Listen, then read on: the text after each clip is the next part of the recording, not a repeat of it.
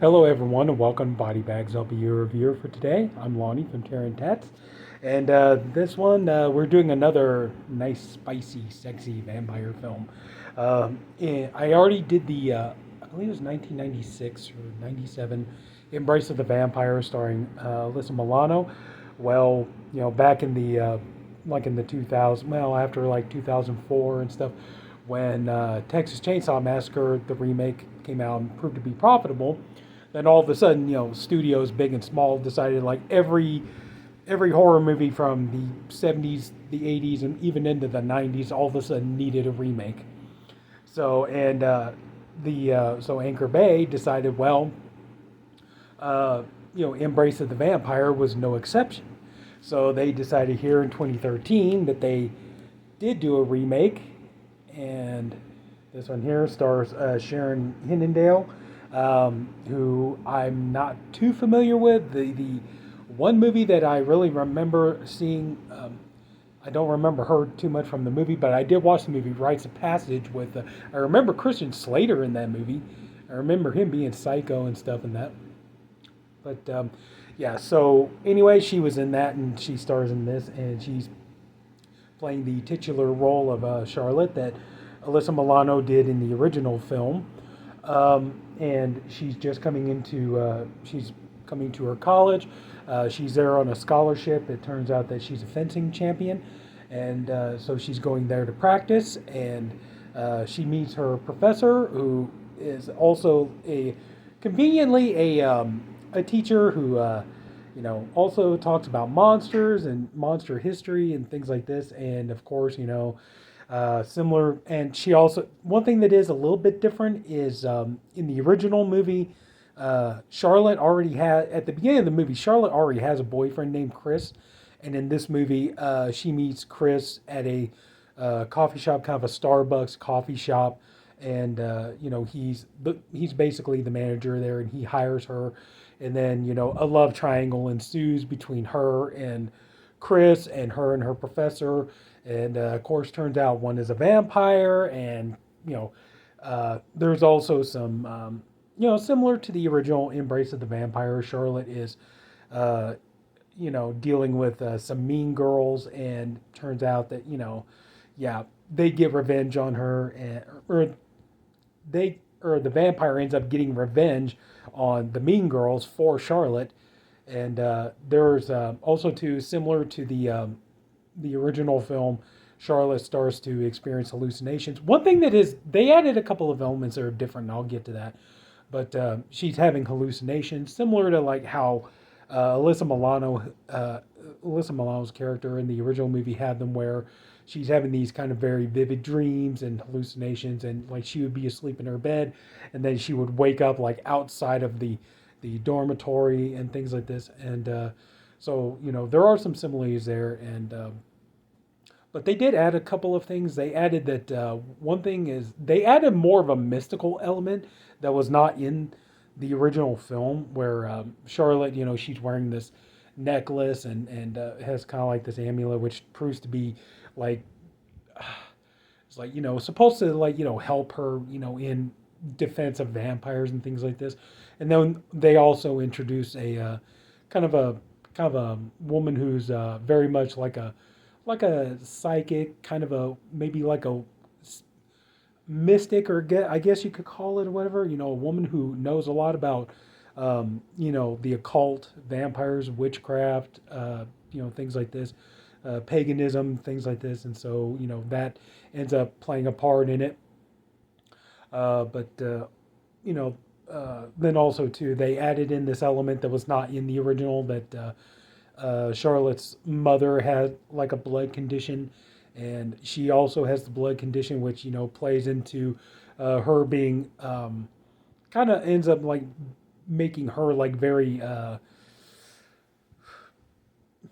of makes her like stand out to the vampire, kind of similar to like what they did with Bella and Twilight. Even though they never explain anything in Twilight, at least I don't remember.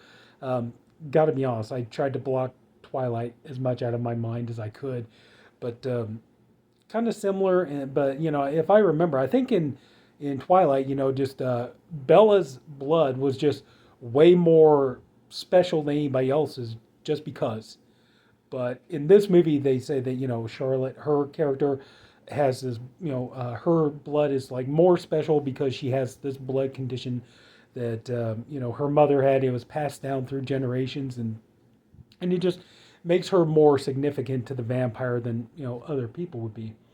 But also too, this being a remake of an erotic vampire film, so yes, there's a nice amount of female nudity and stuff like this. There is a similar scene now.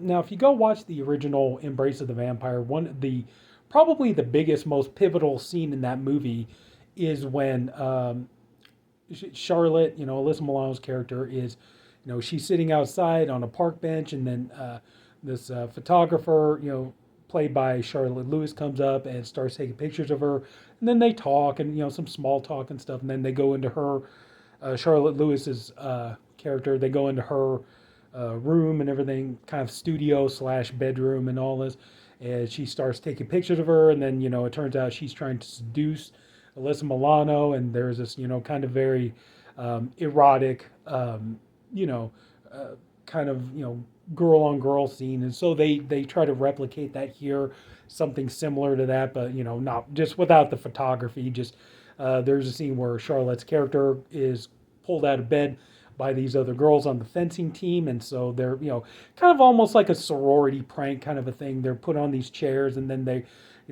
have to take shot glasses, and they keep pouring booze and stuff, and so the captain of the fencing team is like asking them questions and stuff, and they're like, if you get it wrong, then you have to drink, and all this. If you have to remove an article of clothing and all this kind of stuff. And so by the end of it, Charlotte and this other girl, they're pretty blitzed, and so they go in to this girl's room, and in kind of a drunken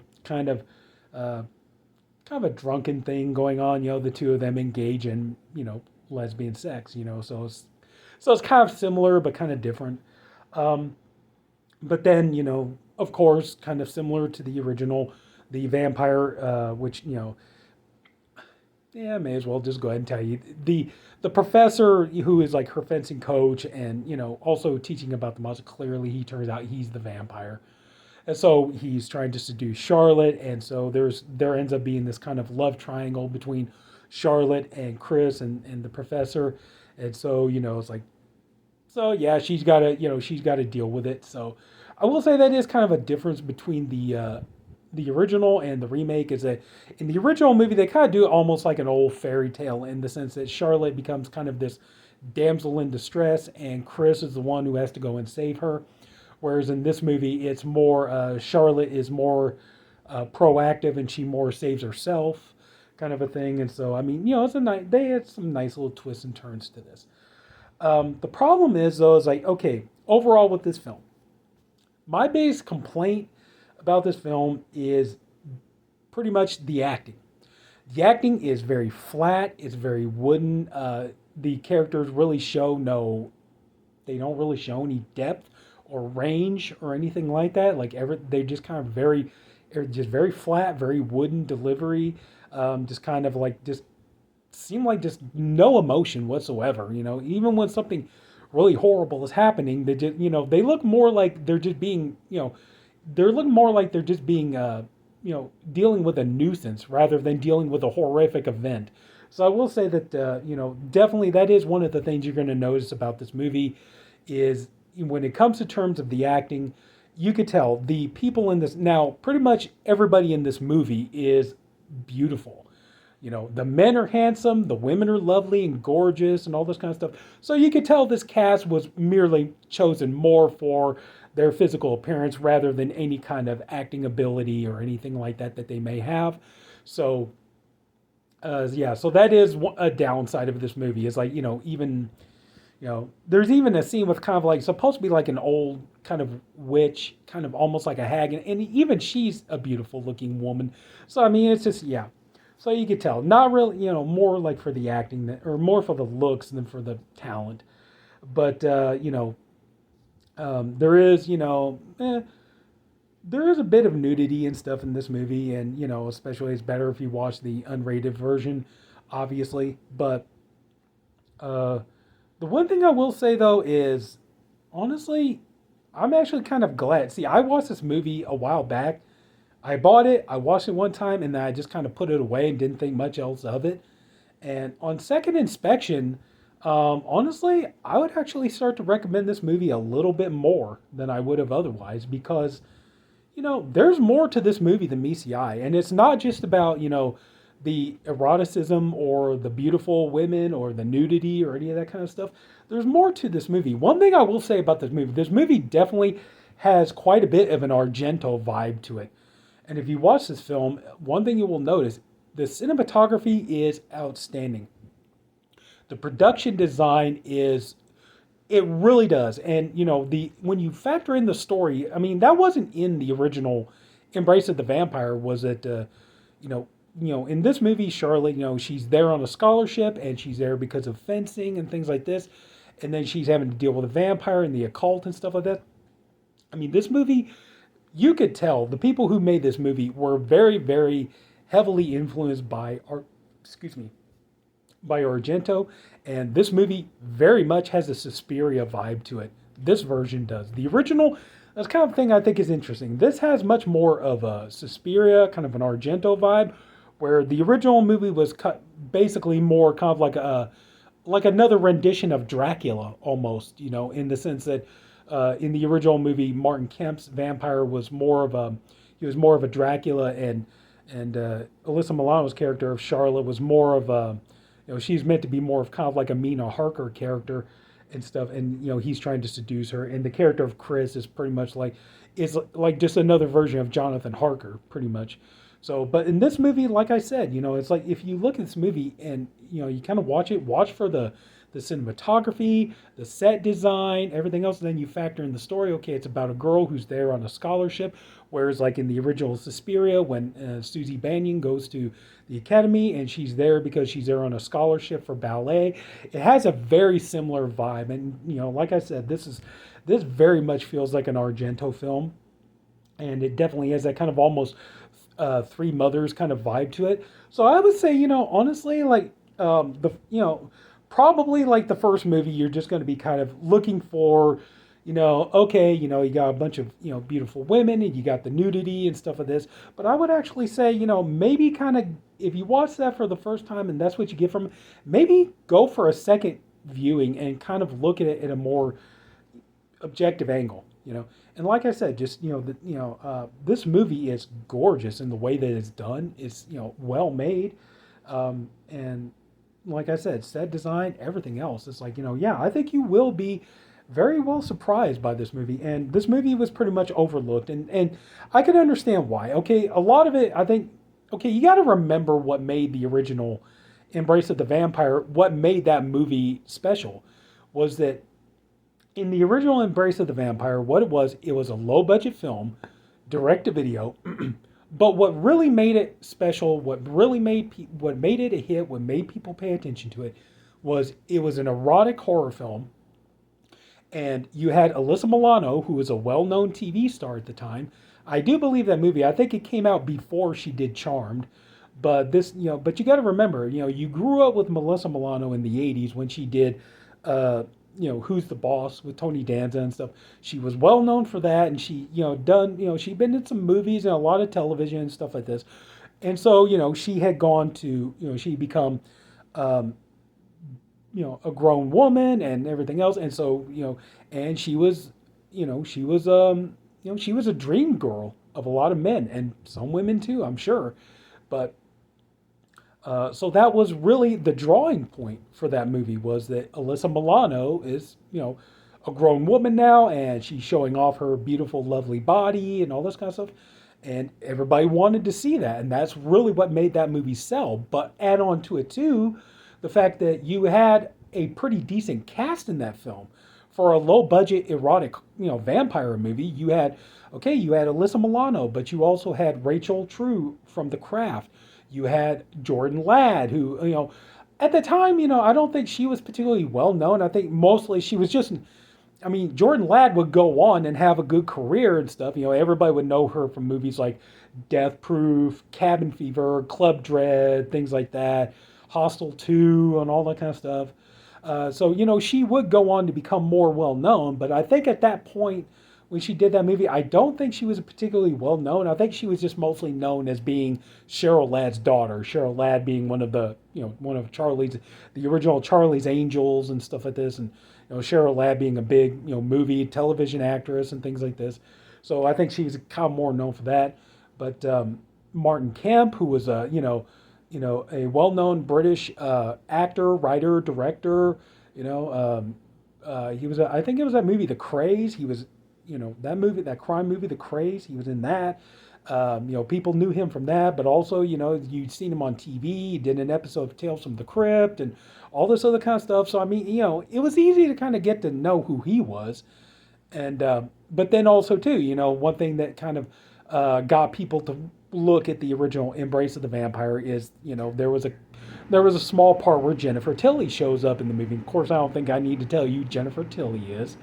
But the big thing about this movie is like there really is no recognizable names in this movie. There's really no like big name actors or anything like. So I mean, it's pretty much it's much a cast of just unknowns for the most part. And even though they're very pretty people, lots of eye candy, very pretty to look at, pretty boys for the girls to look at, pretty girls for the men to look at, and maybe vice versa as well.